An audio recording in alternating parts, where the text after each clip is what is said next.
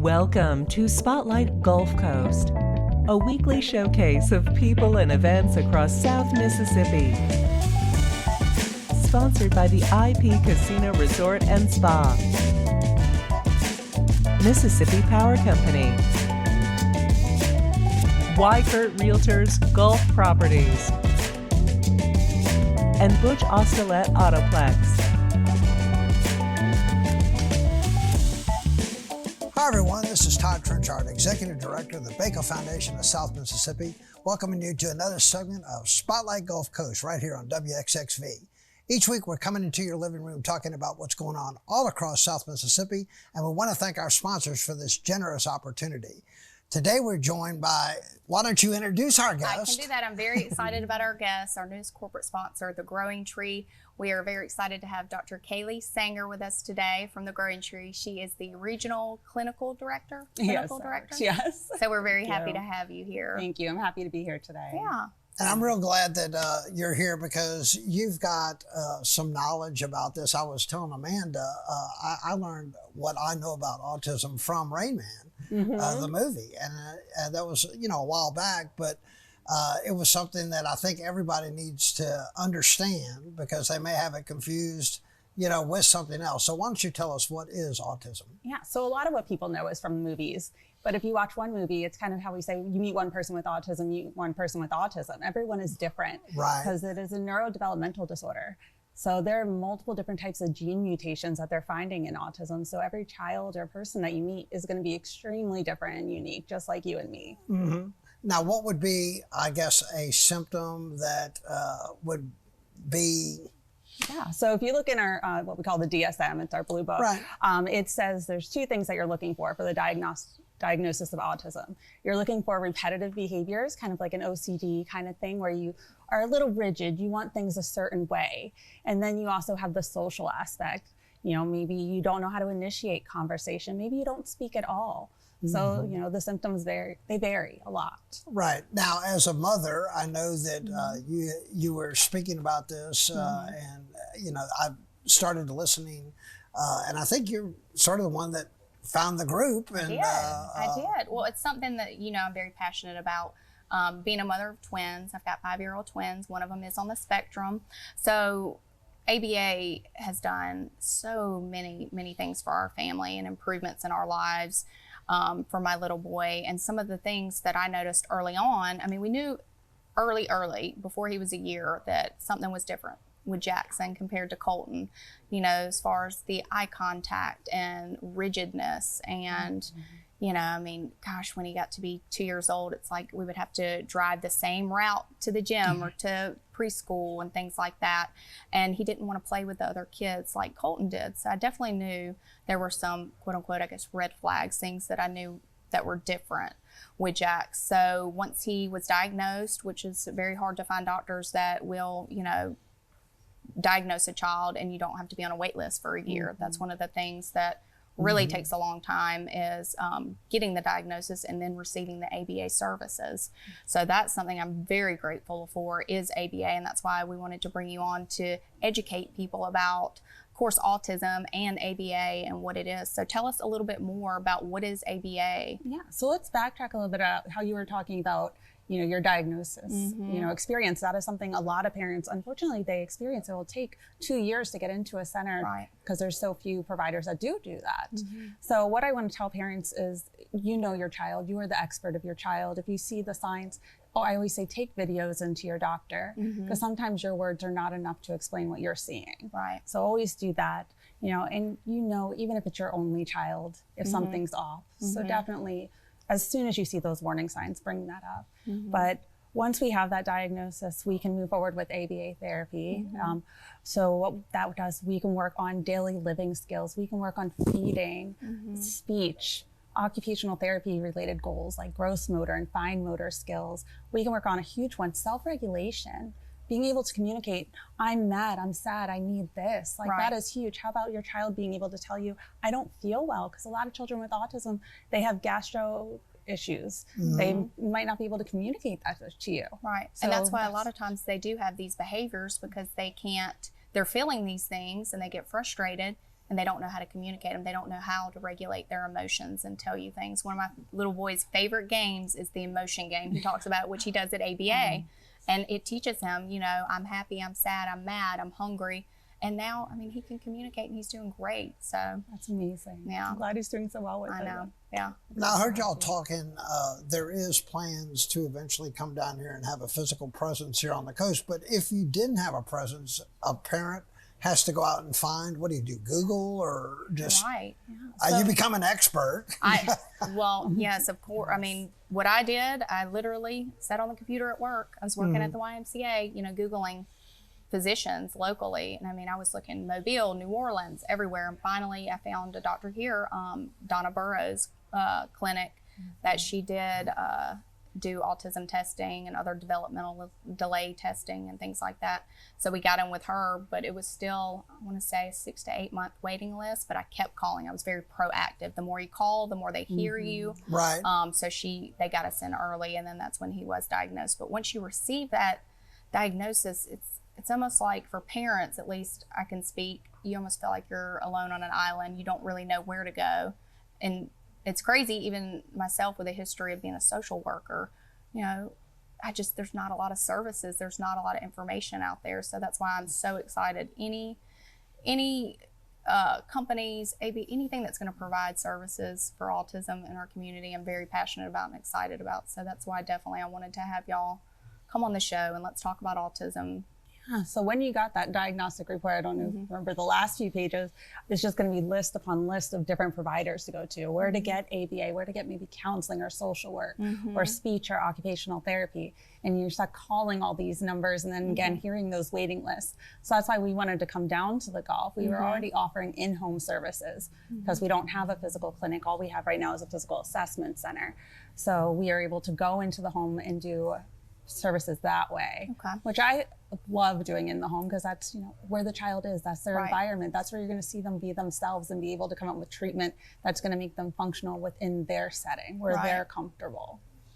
Now, I know one of the champions down here on the coast would be Dr. McNair, because I've known Dr. McNair for many, many years now, and I know that he's helped promote the cause here locally. Is that normal that you'll find a local person maybe in a certain region that goes out and does that, or did people come forward and want to be that person? Oh yeah, people are always stepping forward, whether it be psychologists, like psychiatrists, neurologists even, and saying like, send them my way. We've had some partnerships with some great physicians that will help with, you know, kind of expediting the diagnostic process for our kids. Okay, well, we've just got about 30 seconds. If somebody wanted some more information here before we go to a commercial break, how would they get that? They can go on our website, thegrowingtreeaba.com. We have all of our information there. We even have an intake packet and talk about the insurance that we accept, because we only accept commercial insurance at this time. Okay, and we'll come back and we'll talk a little bit what maybe the future plans are and how we can maybe work together to help each other. So we're going to take a short commercial break.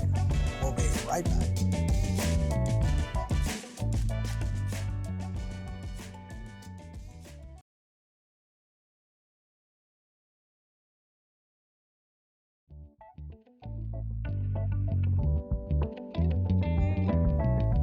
Welcome back, everyone. And Amanda, you know, I've been hearing the growing tree a lot in the office. I know you're very passionate about this, and I think I alluded to this in the last segment. When you're the parent of a child that has any type of situation that you think you can better, you're going to become an expert at it. Right. You just want to learn more, grow more, and provide services, and really just do everything you can to help your child thrive and excel in life.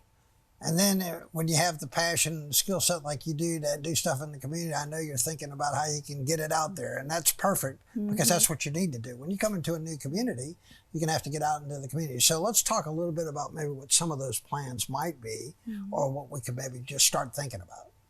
Sure. Well, Kayley, first tell us a little bit about the assessment center here, the plans for the future of opening a clinic, and then let's talk about the Meridian Clinic as well, just to kind of educate our viewers about where the clinic offices are and the services provided. Yeah, right now we have our assessment center that is in the Ocean Springs area, so parents can come in there, get the assessment done, and then right after that, you're able to match them up with what we call as the registered behavior technician, and that would provide services in the home, community, or in schools.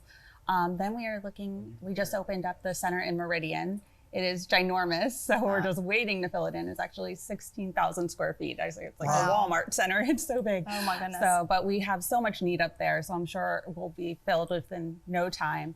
And then we are looking to open up a center here because we've been doing the assessments, and that's one thing parents are asking for is they want the clinic and in-home. They want that hybrid model because that's the best model. So we can do in-home in the child's environment, but how are we going to work on those social skills if it's an only child? Right. You know, so having them in the clinic, those opportunity to be around peers is just going to be amazing for them. Yeah, it really is the best of both worlds, I think, doing in-home and clinical setting, just to provide both services. You know, because there's things that my son struggles with out in public or in social situations that he's fine at home with. And then there's things that he struggles with at home that I need help with, he needs help with. I mean, parent training too is a big part of it. If the parents aren't implementing what's being taught in the clinic, then how is a child going to thrive at home if we're not following those same kind of ABA guidelines and first and then and all those, you know, good terms that we use with ABA therapy. So it's so important. Yeah, and being new to the area, I will say, like, parents and their involvement here has just been amazing. And unlike anywhere else, I've worked all over the country, and just the welcoming, the opening their doors and wanting to just take in everything and learn everything for their children. It's just been extraordinary. And we've seen amazing growth because of that. Right. And I think too, that's because also I love y'all's campaign, No Waitlist Mississippi, because before having some of these clinics here, I mean, the services were just so, there were very few on the coast and in places like Meridian, which is where I'm actually from. My dad lives, and we were talking before filming that, I mean, gosh, if I lived in Meridian, I would, before y'all opened a clinic there, I would be driving to Hattiesburg or to Jackson every day for my son to get services. And parents did that. Which is just insane. I mean, it's such a need, and I'm so happy to have new companies like you coming to the coast and coming to Mississippi to provide these services. Well, we're glad to be here. You know, the no wait list, that's all parents are told. Yeah, you know, let's wait and see what happens. Maybe he'll talk. Let's wait and see. Maybe he'll start having eye contact. Maybe he'll grow out of it. Parents don't want to wait. You want to see your child Early be intervention successful. is key. Yes, early intervention. And that's funny that you said that. It's not funny, but that was one of the things whenever I started first expressing my concerns with my child. Well, let's wait till he's at least a year and a half, or, you know, no, let's wait for this. So, I mean, those were the answers that I was getting. Wait list to get the diagnosis, a wait list for ABA services. It was always waiting. So I love that campaign idea. How are teachers educated to get those early warning signs? Because a parent, we take for granted, you know, but some parents may not have a clue. Right, and that's kind of a fine line too. How... Yeah, so a lot of teachers, they speak up to us, you know, they reach out. I get a lot of calls from teachers all the time. I even had a call from a cafeteria worker the other day. So like anyone can reach out and we can tell you like how to bring up these conversations because they are super sensitive conversations. Right. So that is something we can do. And then we are partnering with schools because we know teachers are burnt out. Their resources are slim. So we can also provide services in the school, which is amazing. Yeah.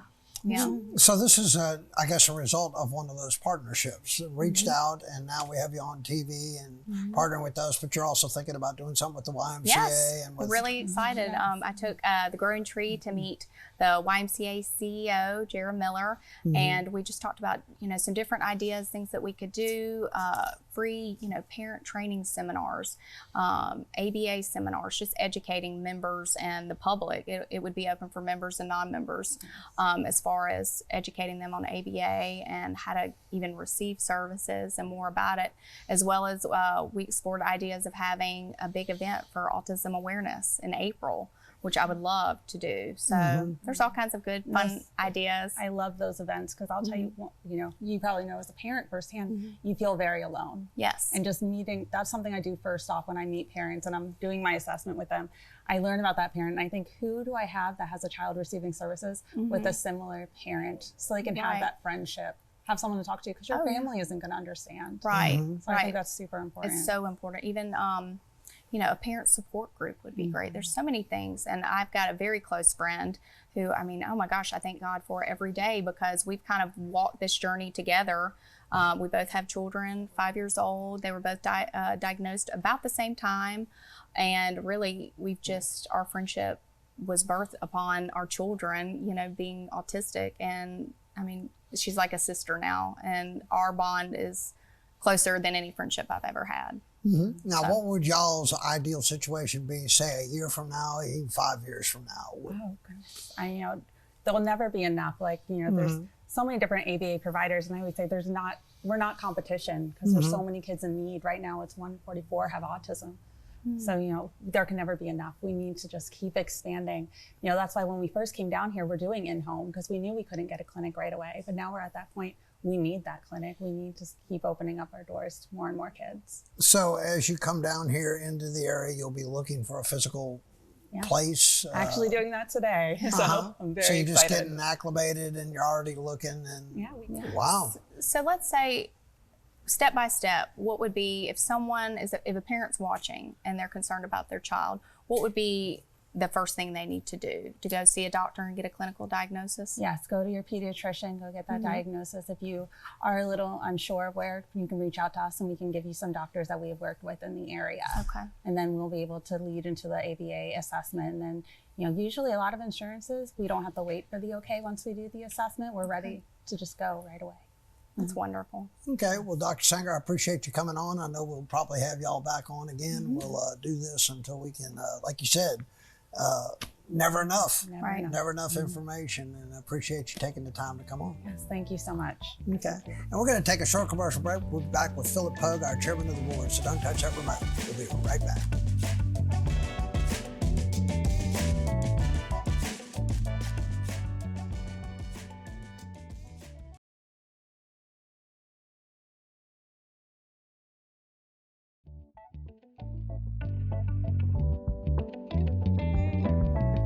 Welcome back, everyone. We're now joined by our chairman of the board, Philip Pogue. And Philip, you've been on the show before. We've go back a long, long way. And, I say this all the time. I think I met you over in Pascagoula.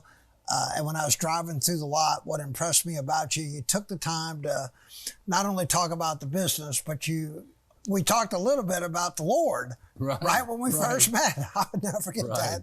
And here I was, a banker. I said, well, I've never met anybody, that's sort of a little unusual and fresh. And we've become good friends since.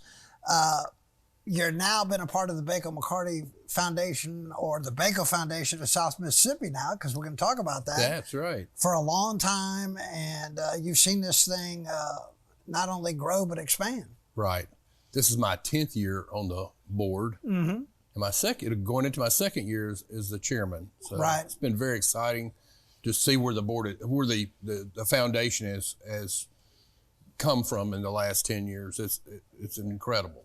It's only because of the support of the local community. And in order to do that, you've got to have a board that's active and getting out there. And we've expanded from something that really was in our backyard of Pascagoula into something coastwide. And part of the reason why we've now changed the name to the Baco Foundation of South Mississippi. And people ask, well, why'd you do that? Well, it's more, I guess, representative of who we are.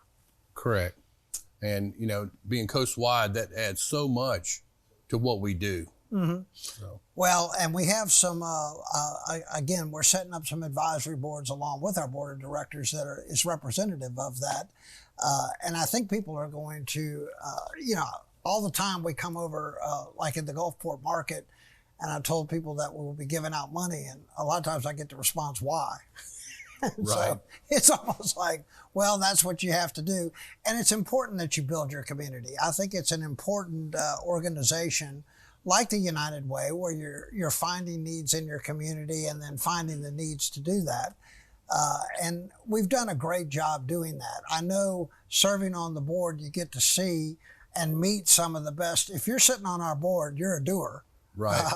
Right. There's no room for anything else. Yeah, and that is important. Now, I guess you served on the executive board now probably 4 or 5 years before that. But the chair, once you become the chair, you suddenly realize, we meet every week. Right. I mean, and you got to work together.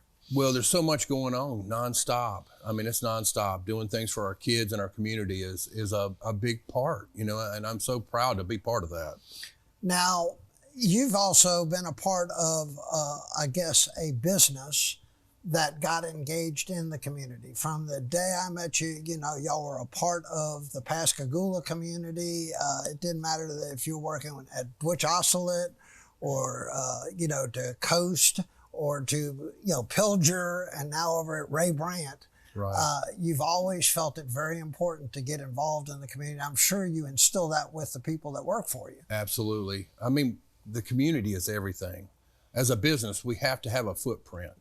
And, you know, there's no better way to do that than to focus on helping the children and the community prosper and do better and to raise awareness about things. So, well, and you were one of, I think, the first guys that I got to actually visit a boutique and get fitted. I've got a picture of that, and I hope I'm able to put that up. I think that was way back in the day with Wanda. Wanda Gatlin. Yeah, correct. Wanda Gatlin, and that's a long time ago now. You and Stacy went in, and I wasn't sure if guys could go in boutiques.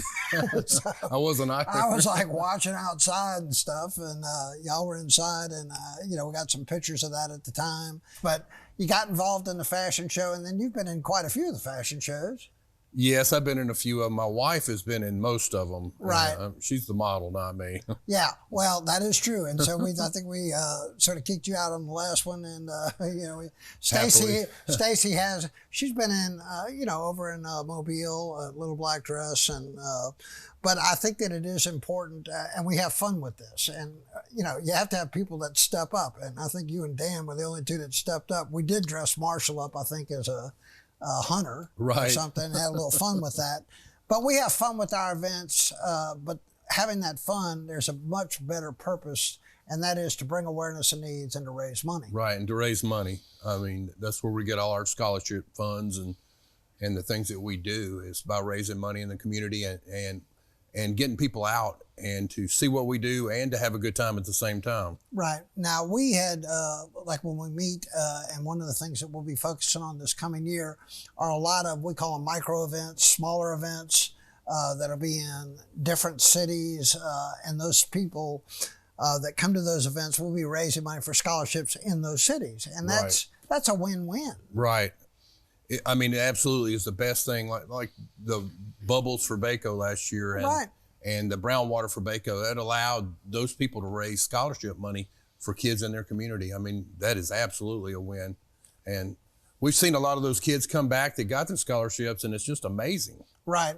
I think that, I think one of the things that, and having been doing this now for 20 years, you've brought your community together, but we've also grown business, you know, at a level. People, you cannot measure the effect that we've had, because as we introduced people, we started shopping with people. I mean, I remember I was the first one to drive a Cadillac. Before you know it, y'all were selling quite a few Cadillacs. Half the board was in a Cadillac. Right. And that's, but that's it. Same thing with Gulf Sales, that Marshall just sold the business and thing. But, you know, at the time, I remember when I first went there, we'd bring others over there. And we start shopping with each other. It's almost like a chamber, a business incubator. And there's nothing wrong with that, because when you do that, you know, you get people to know each other, raise a little money, and the money stays local. And I think we've done a tremendous job doing that. And we have a long way to go, but sort of a unique little concept. Absolutely. I might add, you are driving a new Chevrolet now as well. That's right. So. And well, we've just got about a minute. How do you like the new logo? It's like... It's very exciting and refreshing. It brings us into the new era. Mm-hmm. And, you know, to see where we're going with this, I mean, to have the new logo and everything, it's the icing on the cake, really. So the old adage, the best is yet to come. There's no doubt about it. And I know we've got a jam-up board. We got the best staff we've ever had. I mean, the future does look good. So appreciate all you do and coming on the show. It's my pleasure. Thank you. We appreciate everybody's support of the Baco Foundation of South Mississippi. Until next time, this is Todd Tritchard saying so long, and may God bless.